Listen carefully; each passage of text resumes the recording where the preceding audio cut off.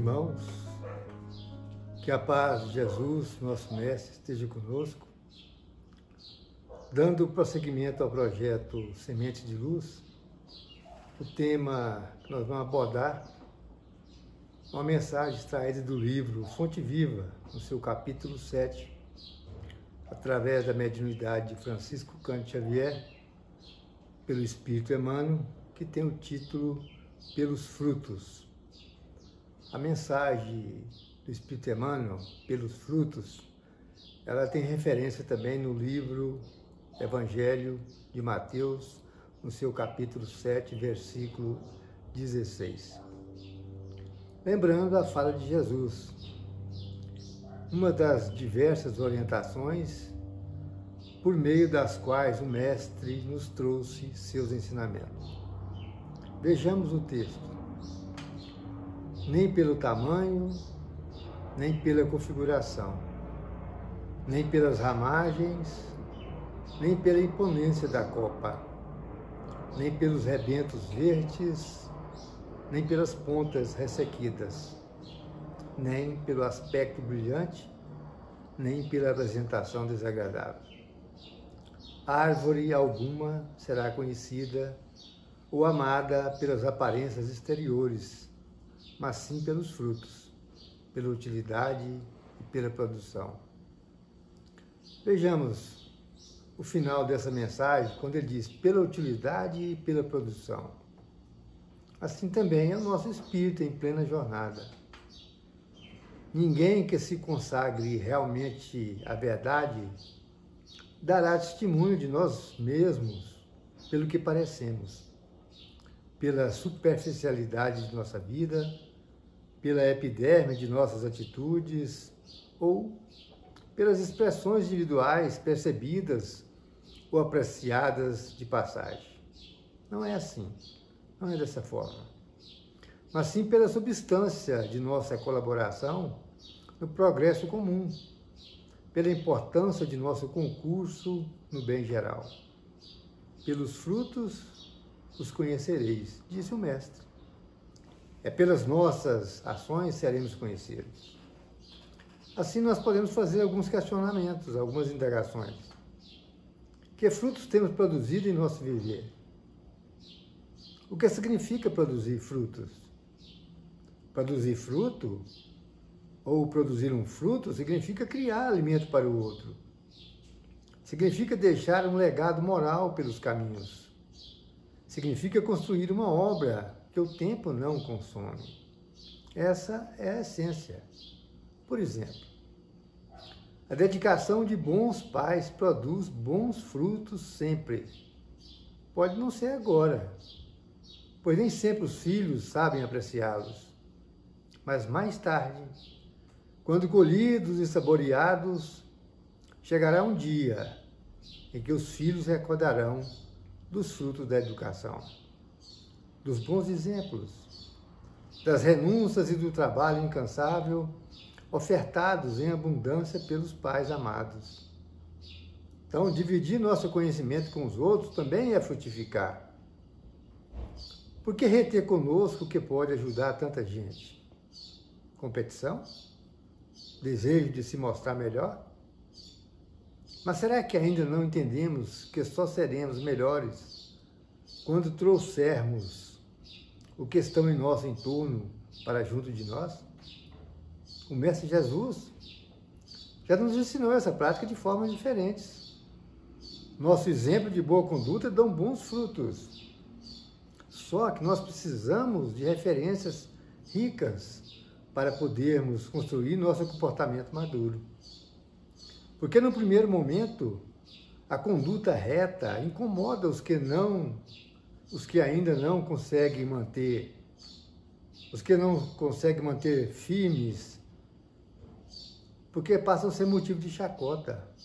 Recebem apelidos, aqueles apelidos engraçados, porém o fruto ali está, na ponta do galho, disponível para quem quiser saborear, no momento em que desejar.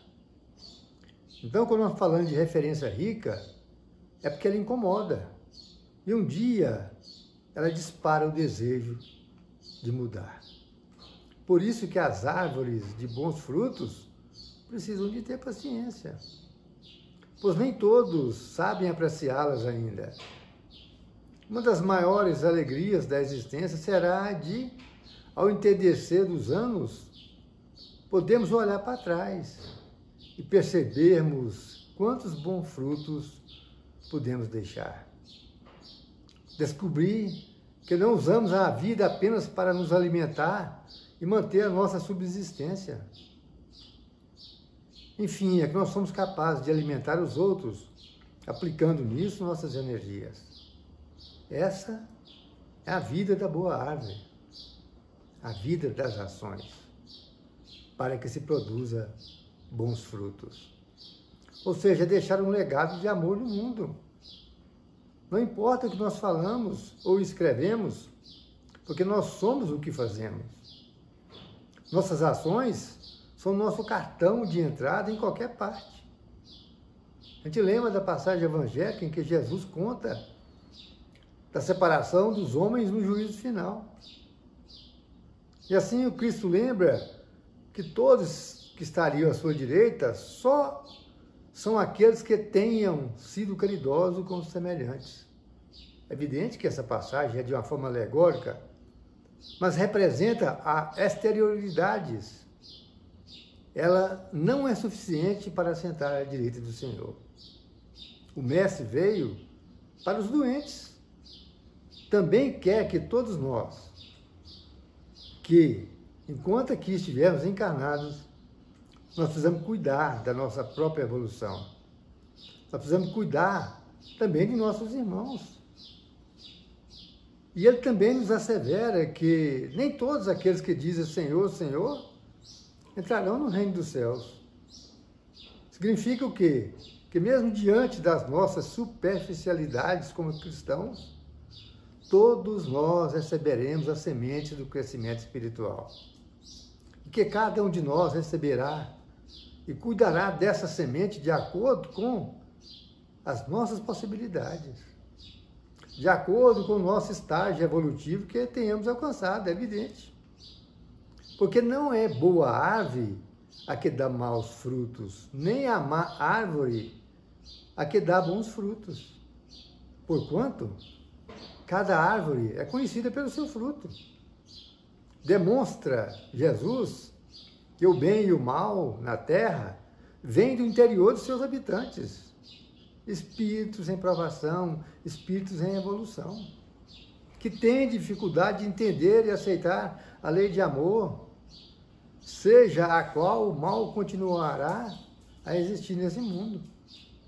Assim, meus irmãos, todo o trabalho da eliminação do mal tem de começar na reeducação dos homens desde o seu renascimento. Não é essa educação que tende a fazer homens instruídos, mas a que tende a fazer somente de bem, fazer homens de bem. A educação, se for bem compreendida, é a chave do progresso moral. Porque o homem ainda não é uma obra acabada. Estamos num processo de transformação. Nós temos que sempre estarmos nos modificando, de acordo com os desafios que a vida nos traz, e em qualquer idade. Em qualquer idade, nós teremos a oportunidade de transformar emoções, sentimentos, pensamentos, conceitos, ações, tornando-nos diferentes de antes, sempre no caminho da nossa autoeducação. Assim, meus irmãos, toda atitude tomada de interesses externos que não condiz com o nosso íntimo não passa de camuflagem, hipocrisia, retardando o nosso progresso espiritual e trazendo um futuro próximo ou remoto de consequências desagradáveis. Mas por quê? Porque tudo progride. Mas o homem depende a maneira como essa evolução se realiza, com mais ou menos sofrimento, na dependência das nossas escolhas, segundo o nosso livre-arbítrio. Isso é para quem aspira a ser feliz. Agora, Existe alguém que não aspire à felicidade? Nós precisamos nos conscientizar da necessidade de nos conhecermos objetivamente, observando nossas reações a tudo e a todos, como se fôssemos outra pessoa.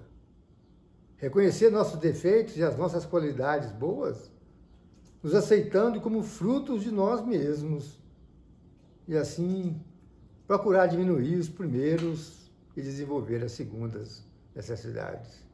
Este é um trabalho individual. Ele é intransferível, invisível aos outros, mas que se torna mais fácil na medida da nossa realização. É da perseverança com que é feito, trazendo satisfação pelos resultados alcançados, como diz a mensagem lá no seu início. Mesmo que esses resultados sejam pouco a pouco, mas nós devemos sempre estimular, dar continuidade aos nossos esforços. Eu sou o caminho, a verdade e a vida, e ninguém vai ao Pai senão por mim, disse Jesus, referindo-se aos seus ensinos, às leis morais que levarão os homens, independente do rótulo religioso ou filosófico.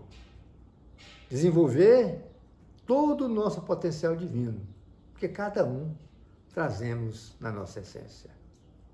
Reconhece-se o homem de bem pelas suas obras, pela maneira como reage às situações, aos acontecimentos, mantendo-se sempre confiante em Deus, em nós mesmos e nos outros homens.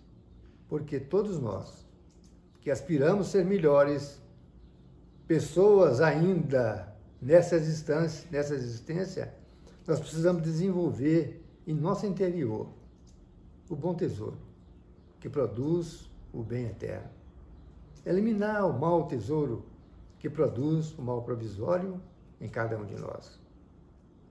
É certo que cada um de nós evoluirá a seu tempo, mas cabe a nós abreviar esse tempo, buscando fertilizar em nosso terreno pelo conhecimento e pela prática dos ensinamentos do Mestre Jesus. Não precisamos ter pressa, mas podemos e devemos aproveitar ao máximo as oportunidades que nos são oferecidas.